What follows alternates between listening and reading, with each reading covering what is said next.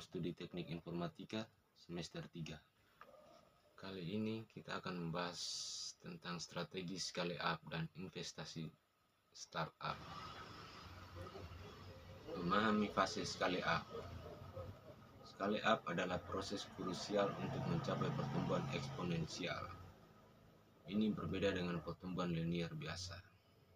Yang berikut kita lihat definisi scale up, yaitu memperbesar operasional bisnis secara signifikan, fokus pada pertumbuhan eksponensial dengan efisiensi sumber daya yang terkelola baik. Startup yaitu fase pencarian product market fit atau PMF dengan pendapatan yang masih terbatas. Yang ketiga, scale up, yaitu fase ekspansi cepat setelah model bisnis terbukti dan PMF ditemukan.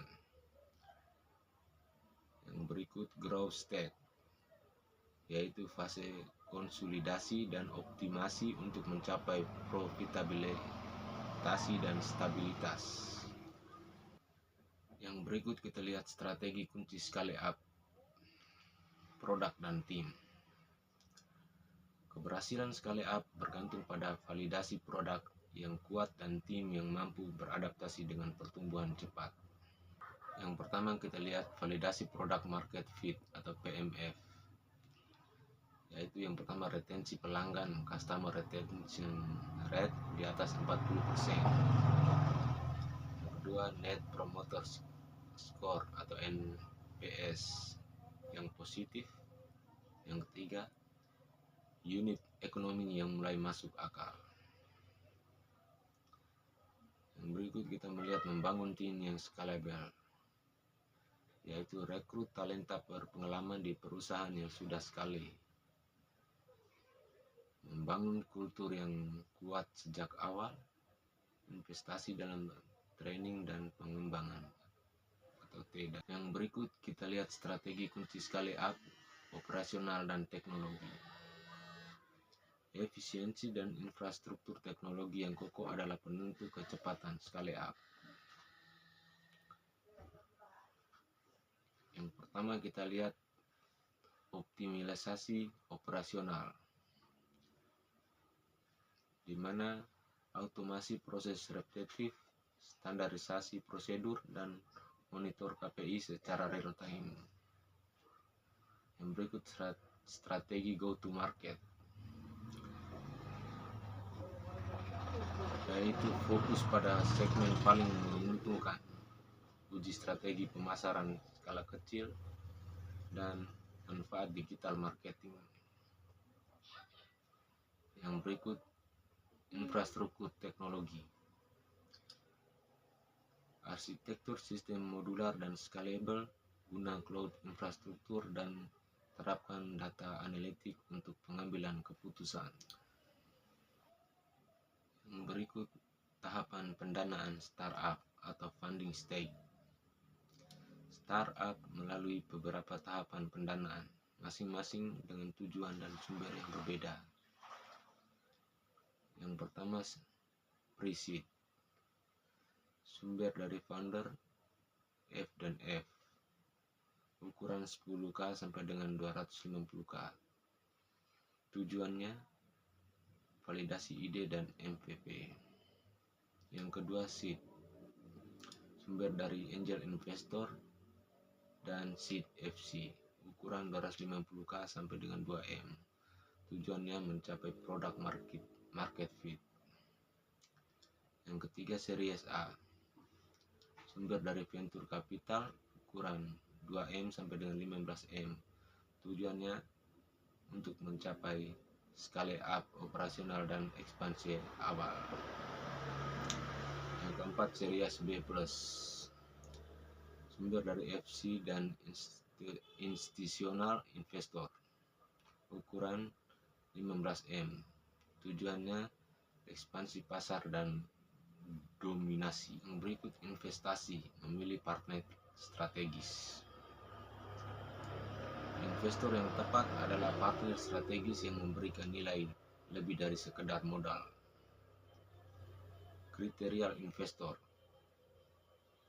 track record di industri yang sama, jaringan dan koneksi yang dapat dimanfaatkan, kompatibilitas visi jangka panjang, valuation dan ekulisi. Target dilusi 15-25% perputaran pendanaan. Yang kedua, sisakan ekulisi pool untuk employee stock options. Pahami term sheet dan ketentuan anti dilusi. Yang berikut, pengelolaan keuangan dan alternatif funding. Manajemen burn rate dan runway sangat penting untuk kelangsungan hidup startup. Yang pertama, kita lihat burn rate dan runway. Yang pertama, hitung burn rate bulanan secara akurat. Target minimal 18-24 bulan runway, mulai fundraising 6 bulan sebelum runway habis. Alternatif pendanaan, bootstrapping, pertumbuhan organik dari pendapatan, revenue-based financing, yaitu pinjaman berdasarkan presentasi pendapatan, crowdfunding, pendanaan dari komunitas atau publik, strategi partnership, yaitu kolaborasi dengan perusahaan besar. Yang berikut kita lihat tantangan dan jebakan umum scale up. Pertumbuhan cepat seringkali membawa pertentangan internal dan risiko kegagalan jika tidak dikelola dengan baik.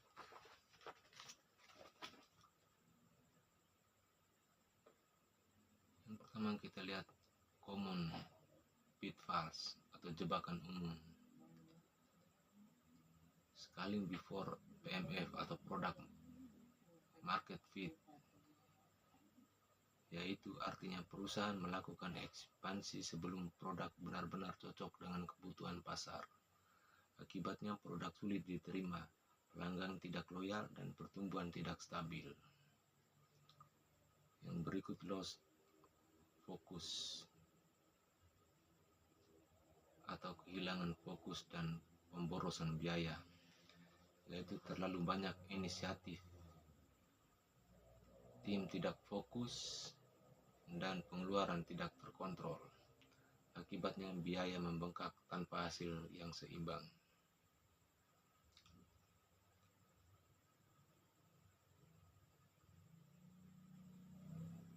Berikut kita lihat konsekuensi atau dampak. Ignoring unit economics atau mengabaikan unit ekonomi, yaitu perusahaan tidak menghitung apakah setiap produk atau layanan sebenarnya untung atau rugi. Akibatnya bisnis tampak tumbuh tapi sebenarnya rugi.